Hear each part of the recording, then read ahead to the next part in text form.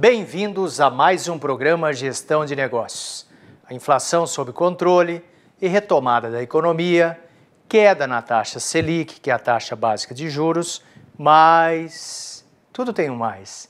O consumidor não sente a queda de juros. O que será que está acontecendo? O consumidor não sente a taxa de juros. Por que será? A taxa básica de juros, a taxa Selic, é a balizadora das demais taxas da economia brasileira.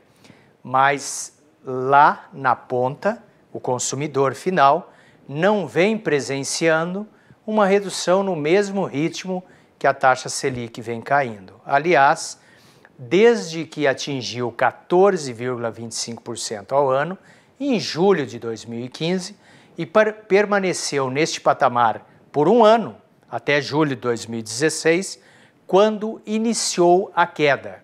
E na última reunião do Copom, do Comitê de Política Econômica, do Banco Central, ocorrida em março deste ano, levou a Selic a cair pela 12ª vez, caindo de 6,75% para 6,50% ao ano. As taxas do cartão de crédito estão girando em torno de 300% ao ano.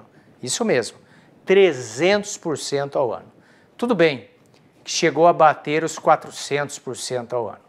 Já a taxa de juros do cheque especial está girando em torno de 250% ao ano, segundo os últimos dados divulgados pelo Banco Central. Diante desse cenário, o governo vem pressionando para que os bancos reduzam os juros, e uma das medidas adotadas, em vigor desde abril do ano passado, foi limitar o uso do rotativo do cartão de crédito, que pode ser usado em 30 dias. Limitou para 30 dias. E com esta medida, os juros só poderão ser cobrados até o vencimento da fatura seguinte, e não empurrados para frente, como era feito anteriormente. Mas o que mais tem pesado na não redução das taxas de juros praticado pelos bancos, no mesmo ritmo com que o Copom tem reduzido a taxa Selic, é a concentração do sistema financeiro, que hoje se encontra nas mãos de 5 instituições financeiras. Isso mesmo, 5, que detêm 4 de cada R$5 movimentados na economia, o que é muito ruim para os clientes, segundo os analistas, pois esta concentração limita e muito a concorrência, e sem concorrência, as instituições financeiras ficam mais livres para determinar as taxas de juros a serem praticadas. Exemplificando de forma mais singela, o fornecimento de luz e água, que simplesmente nós, como consumidores, clientes, não temos opções, só temos uma empresa de água, uma empresa de luz aqui no estado do Paraná, na nossa região, e essa falta de opção não tem como a gente questionar o valor das tarifas, escolher este ou aquele fornecedor, porque é um fornecedor único. Um estudo muito interessante demonstra claramente que enquanto a taxa Selic vem caindo, o spread bancário vem aumentando de forma consistente, tanto para a pessoa física quanto para a pessoa jurídica.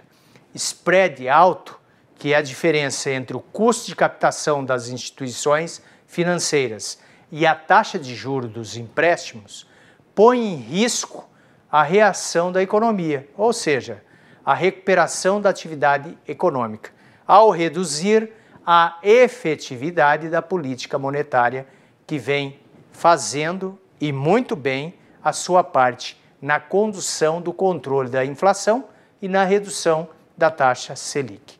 Desde outubro de 2016, a taxa Selic caiu 7,75 pontos percentuais, enquanto que os juros dos empréstimos subiram e neste ano, conforme dados do mercado de crédito bancário, divulgado pelo Banco Central, referente a fevereiro, mostram que as taxas de empréstimo subiram nos primeiros 2 meses, com reflexo da alta dos spreads. O spread elevado no Brasil é um problema sério e é explicado em parte pelo efeito da crise pela qual passamos, onde os bancos ficaram com muitos créditos podres, muita inadimplência alta e a perda de boa parte dos empréstimos. Alteração na legislação que foi alterada e mudaram a capacidade das instituições financeiras de recuperar os créditos através das garantias. E um dos mais críticos é justamente, que eu comentei há pouco, a falta de concorrência do setor devido à concentração do sistema bancário, a concentração de bancos aqui do Brasil. Um dos idealizadores do Plano Real e ex-presidente do Banco Nacional de Desenvolvimento Econômico e Social, do BNDES, Edmar Bachá, destaca que o spread elevado reflete o problema do Brasil como um todo, que é um conjunto de preços surreais, que por sua vez, essas distorções de preços é formado pela combinação de custos altos e impostos indiretos e também extraordinariamente altos e lucros elevadíssimos, causado pela concentração empresarial em alguns setores. Conforme Bachá, esta combinação atinge a indústria, a infraestrutura e também os bancos. Diante deste cenário, é necessário e urgente reformas microeconômicas para que o spread se aproxime de patamares semelhantes ao verificado em outros países, ou seja, que caia o custo do crédito para as pessoas físicas e jurídicas, de forma a auxiliar a economia na retomada consistente do crescimento. Como anda o spread bancário na taxa final de juros aos consumidores e empresas? Ou seja, a diferença entre o custo de captação e do repasse via crédito. Vamos analisar como anda isso. Fique conosco que no próximo bloco estaremos analisando um estudo interessante a esse respeito, ou seja, a respeito do spread bancário.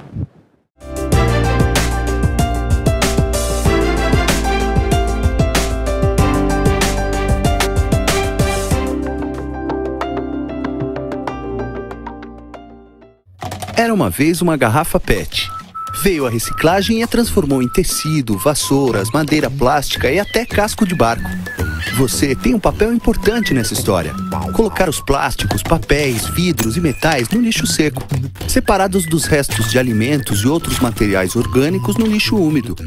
Isso facilita o trabalho dos catadores, gera empregos e poupa recursos naturais. Mude de atitude, separe o lixo e acerte na lata. Governo Federal. Então, combinado lá em casa amanhã depois do trabalho? Cara, amanhã não vai dar. Amanhã é meu dia de sofrer um acidente. Vai já? É, a pedra do esmeril vai soltar e esmagar meu olho esquerdo. Vou ficar te devendo.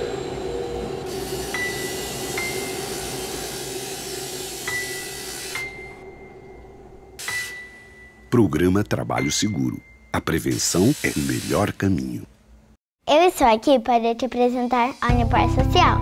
Você sabia que a Universidade Paranaense é uma instituição comprometida também com a comunidade externa? É isso mesmo! Além de oferecer todo o suporte necessário para os seus alunos, ela investe todos os anos em mais de 300 projetos que beneficiam cerca de 1 milhão de pessoas, direta e indiretamente no seu raio de influência. E eu tenho mais uma boa notícia para te dar. Agora você fica por dentro de todas essas ações acessando o site social.unipar.br. Unipar Social, transformando projetos em benefícios.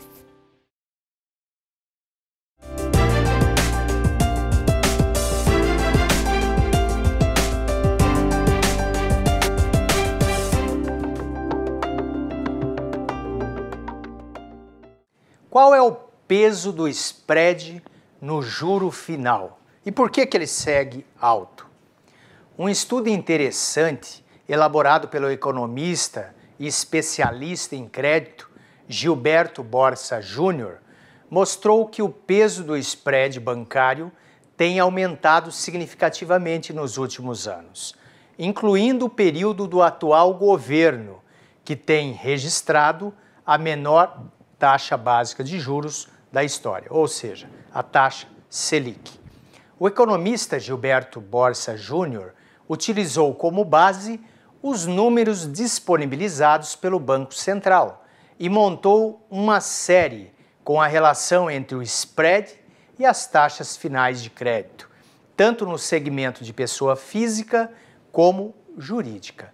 Os dados demonstram que a proporção entre spread e custo do crédito atingiu em fevereiro passado o nível mais alto da série iniciada em março de 2011.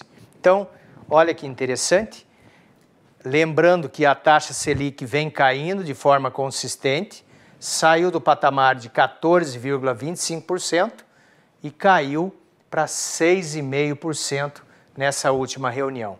Mas a gente assiste, estamos vendo, percebendo, quem depende de empréstimo não está vendo isso ocorrer com as taxas praticadas pelas instituições financeiras. E aqui, esse estudo do economista Gilberto Borsa Júnior mostra muito bem. Então, olha só, temos aqui em azul pessoa física, em amarelo pessoa jurídica. O empréstimo para pessoa jurídica tem um spread um pouco menor do que pessoa física, justamente em função do colateral efetivo, em função das garantias dos empréstimos. Então, veja bem, maio de 2016, a diferença entre quanto que o banco capta, quanto que ele paga para captar e quanto que ele cobra para emprestar, estava em 76,3%. 76,3%. Para vocês entenderem melhor, se o banco paga 1% ao mês do dinheiro que você aplica com ele, ele está emprestando esse dinheiro seu a 1,76%. Então, é um spread realmente muito alto. Em vez de cair como vem caindo a taxa Selic, ele está se comportando ao contrário, ele vem subindo. Não é à toa que os bancos vêm batendo recordes seguidos nos resultados financeiros, um atrás do outro. Quer dizer, vem apresentando cada vez mais lucro em seus balanços. Por uma diferença dessa, tem que dar lucro mesmo. Então, saltou de 76 para fechar no mês de fevereiro a 81,4%. Pensa bem, 81,4%. Já no segmento de pessoa jurídica, empréstimo para empresas, em maio do ano passado, aliás, maio de 2016, estava em 54,7%. Então, de cada R$100 que ele tomava emprestado, ele cobrava, em cima da taxa de juros, se era 1%, cobrava 1,55%. Então, toma a 1%, empresta a 1,55%. Este é o chamado spread bancário. Saltou de 54,7%, foi para 58%, chegou próximo a 59%, passou para 60% e em fevereiro deste ano atingiu 62%. Então, ele paga 1% ao mês e empresta a 1,62% ao mês. É um exemplo. Então, isso mostra o que eu venho comentando, que os outros economistas comentaram, como o próprio Bachat, considerado um dos pais do Plano Real, que as taxas, esse spread, está fora da realidade, que a taxa de juros, as taxas de juros praticadas aqui no Brasil estão fora da realidade dos outros países, que é preciso sim o Ministério da Fazenda, o Banco Central agir como agiu na questão do cartão de crédito, que, aliás, continua muito alto, 300% ao ano, é um absurdo, mas precisa agir aqui, agir nas instituições financeiras, de forma que elas repliquem a queda da Selic no empréstimo, porque é preciso.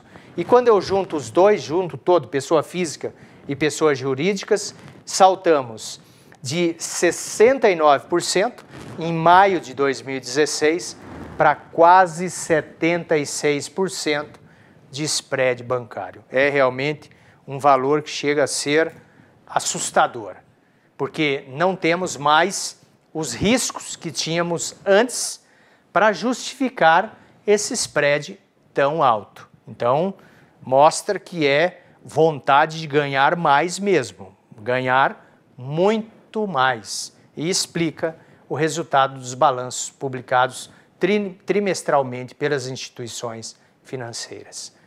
Embora reconheça que o spread bancário elevado no Brasil reflita uma série de fatores, como custos administrativos, inadimplência, impostos indiretos, compulsório, que é aquela parte que o Banco Central retém, parte dos depósitos à vista ficam retidos no Banco Central como um colchão de garantia para garantir a liquidez do sistema, para que não tenha uma quebradeira de bancos. Além, é claro, da margem de lucro dos bancos, Gilberto Borsa Júnior destaca que a economia brasileira vive uma situação de risco menor, uma situação de riscos menores por conta do fim da recessão, da forte redução do endividamento das famílias e da melhora gradual do emprego e da renda. O spread deveria refletir esses riscos menores e o nível atual não é compatível, pois não está refletindo este menor nível de risco. E a queda, lógico, a queda da Selic, se está a 6%, o que explica esse aumento do spread bancário.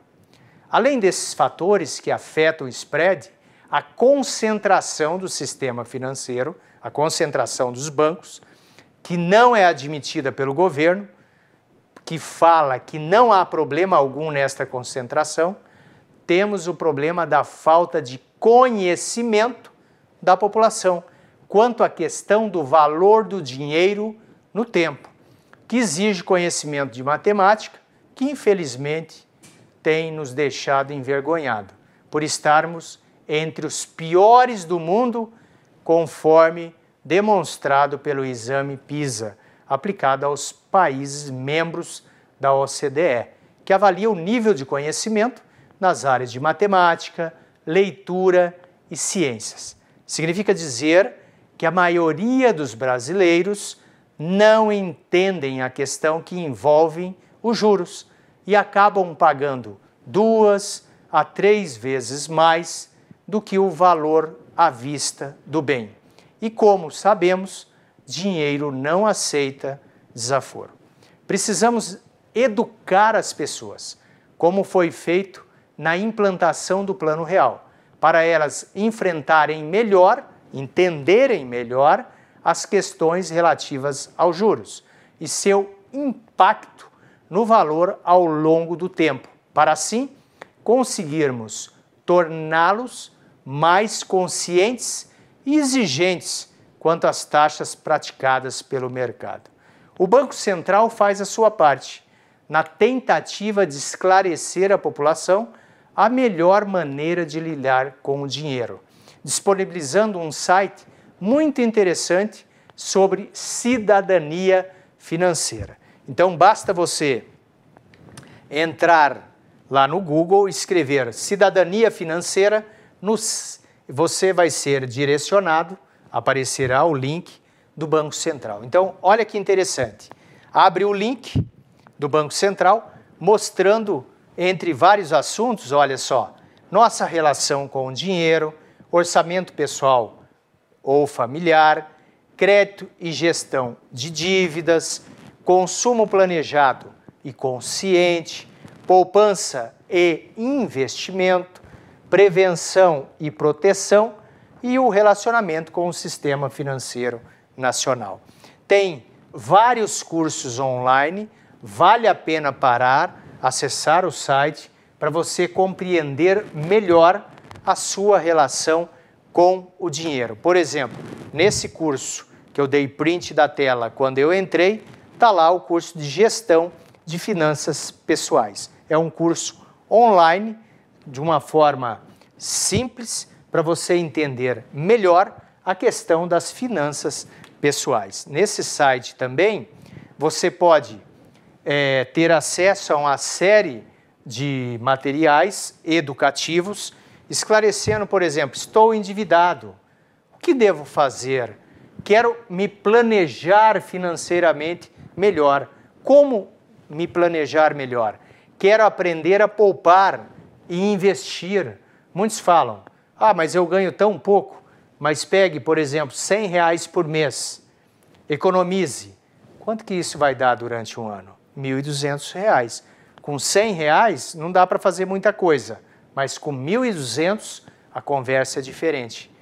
Quero saber mais sobre serviços financeiros, entender um pouquinho melhor no que aplicar, se vale a pena aplicar na poupança, se não vale a pena, se é melhor aplicar em RDB, títulos públicos, aplicar em ações, aplicar em derivativos, em opções. Então vocês terão acesso a todas essas informações disponibilizadas nesse site organizado pelo Banco Central. Quero me tornar um multiplicador. Sou professor aqui, no caso específico, quem é professor, para aprender e ensinar as futuras gerações, porque a educação financeira começa com as crianças. Lá, quando ele começa a economizar no cofrinho, ensinando ele que para ele comprar algum outro bem, ele precisa vender algum bem que ele tem, para você ensinar as crianças a dar valor no dinheiro. Porque o dinheiro está virando dinheiro de plástico. E o cartão de crédito é um exemplo disso. A pessoa não pensa muito na hora de comprar. Ela se empolga porque não está vendo sair o dinheiro. A carteira não tem o limite, não tem lá 200, 300, 400, 500 reais, que é o limite que ele pode consumir. Ele acaba consumindo o limite do cartão de crédito.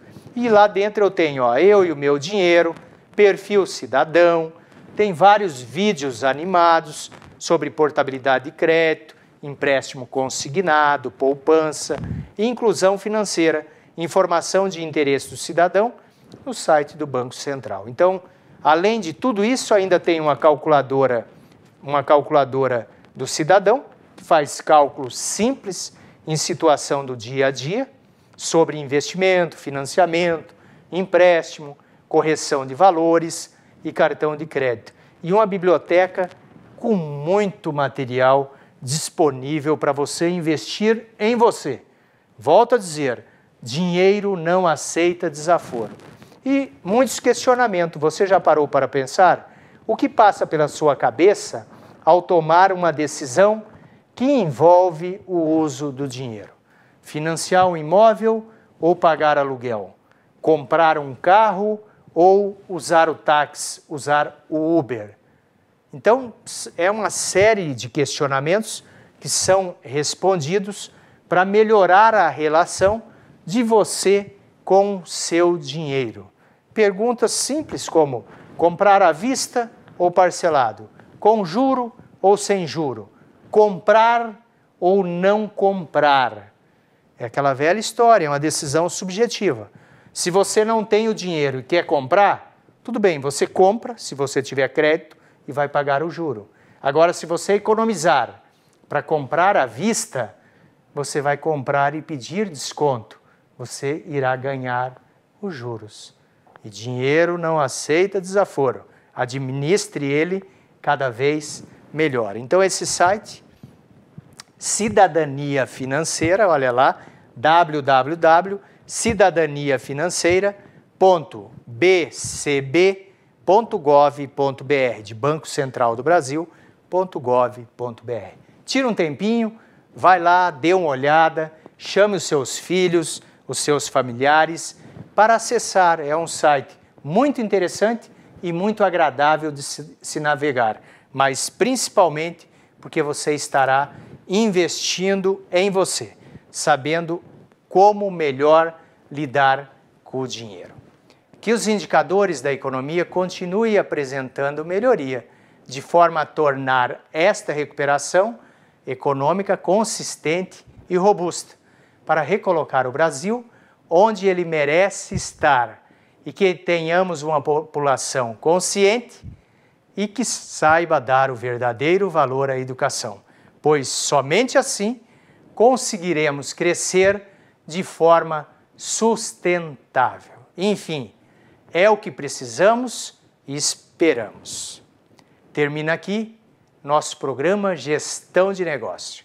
Escreva para nós através do nosso e-mail tv@unipar.br.